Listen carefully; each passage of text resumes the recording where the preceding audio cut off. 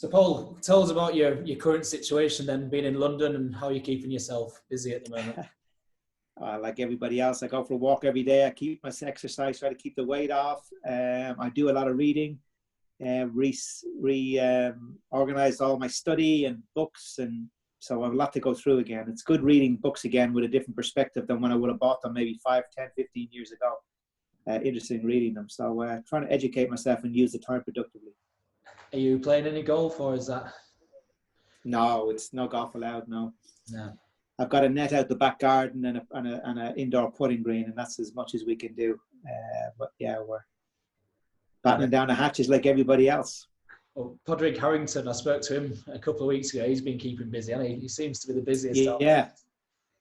Well, he's in good shape because he's got great practice facilities around his house, so he's able to do all his chipping and putting, and I think he can hit a 7-iron or so, kind of around the house and over the house, and get a bit of work in. So he should be in pretty good shape when we go back to play again. Oh, yeah, he seems to be a good coach as well, doesn't he, with all his tips he's been given? Yeah, I see he's doing a lot on the internet. Yeah, he loves it. He loves coaching. He loves unraveling the golf swing and all the different things that come with it. So he's, yeah, I mean, I think the guys in America, the guys who are living in Florida in particular, I think they're able to play golf most days and hit balls most days because the golf courses haven't closed over there. So there's a big advantage to those guys when we do go back to professional golf again compared to Europeans. Oh yeah, it might give America an upper hand in the Ryder Cup if it still goes ahead. Well, yeah, I mean, what's going to happen in the Ryder Cup? That's the next question, you know. I mean, it's hard to know. I mean, nobody knows, do we? I mean, we just don't know what's going to happen in the next 3-4 months. Would they play it behind closed doors? I mean, would they take that chance? You know, do they need the revenues that they have to get it played one way or the other? I don't know. Certainly wouldn't be as good behind closed doors, would it? No, do you think it could still work without any fans there? Or it depends what work is. I think these are unique times. I think all sport, certainly in 2020, has to face up to the reality that it's highly unlikely that governments are going to allow mass gatherings of people. So if they are going to be played and they are going to practice social distancing and they are going to practice, no mass gatherings, they're going to have to find a way of doing it behind closed doors. And I know the PGA Tour are looking at that initially. So they've penciled 4 weeks that they are going to do 4 tournaments they're going to play behind closed doors. So I think we'll all be watching with interest how those go on. If people enjoy them, if people like them, well, that might open up the opportunity for tournaments later in the year to be played behind closed doors. But ideally, we don't want to have to go down that road because it would really ruin a lot of what golf stands for. But it would, every sport is facing the same issue, and some more than others. I mean, I think we got half a chance in golf. We're not a contact sport, and we can practice social distancing, for example, compared to other sports like contact sports that can't. Oh, yeah. In the United Arab Emirates, a couple of golf courses opened up last week, and they've said it's the safest sport to play. Do you think this is true? Right. Well, I don't know. I mean, you can do some cycling, you can do some walking, you can do some running. I mean, yeah. I mean, look, these are tough times, and I mean, if it means, I mean, we're only shut down now for what are we down now for? Here in the UK? I think we're down a month, certainly 3 weeks anyway. So it's a small price to pay if we have to come out the other side. Once we get a vaccine or loads of testing in place, I think that will give the governments the confidence to start opening up the countries again. But then what's going to happen with international travel? What's going to happen with social distancing on an airplane? Are you going to be allowed into America without going into quarantine? All of these questions we don't know the answer to yet, and we're in this kind of holding pattern at the moment, just kind of adhering to what we've been told to do. It's not good at all. But with all these these European Tour events being cancelled, how do you think the European Tour can recover from it?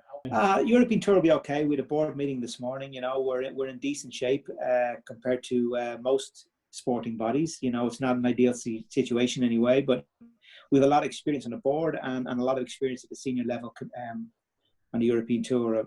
Certainly the chairman is incredibly experienced, as well as the chief executive, Keith Pelly, a lot of experience on the board as well. So we're guiding our way through it. Financially we're going to be okay, but the longer it goes on, obviously the tougher it's going to be like it is for everybody. But we can't move until the governments allow us to, whether that be the government in Dubai or that be the government in the UK or Ireland or wherever the case may be. We can't move until they let us do that. And we also have to have either proper testing in place or we have to have a vaccine in place. So until those two things happen, one of those two things happen, it's going to be very difficult for us to come back as a sport. I think you'll see amateurs coming back before you'll see the professionals, because as you say, you know, you can practice social distancing, you can play in a 1-ball or even a 2-ball and match touch the flags and stuff like that.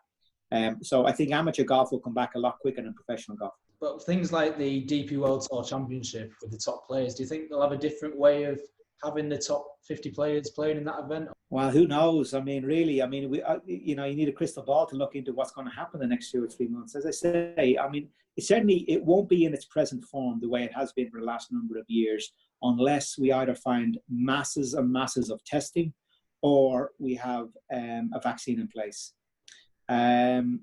Whether it's played behind closed doors, we'll just have to wait and see. And I think in June, when the PGA Tour go back, I think they will be a big test for golf. And if they can pull it off, and they can pull off 3 or 4 tournaments where, you know, people haven't, you know, exposed themselves, where the government has been very supportive of what they're doing, hopefully other governments might see that as the way forward and open it up to us as well. But we certainly can't move until the authorities let us do so. But in America, you've got a very proactive president there who's trying to open up the lockdown and trying to open up sport. So golf is pushing an open door at the moment in terms of getting the support of the government.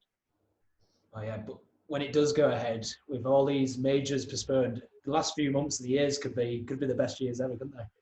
The last few months. They could. I mean, they could. We've got so much golf to be played, as you know. I mean, so much golf to be played. There's so much, many tournaments. They could all come in a short space of time. And fingers crossed that's going to happen, because imagine how good this autumn would be if we do get the golf to go on, you know. And so fingers crossed that we find some sort of a vaccine, because I think that's the best way that we're going to have, you know, golf tournaments back to what we expect them to be and what they have been in the past.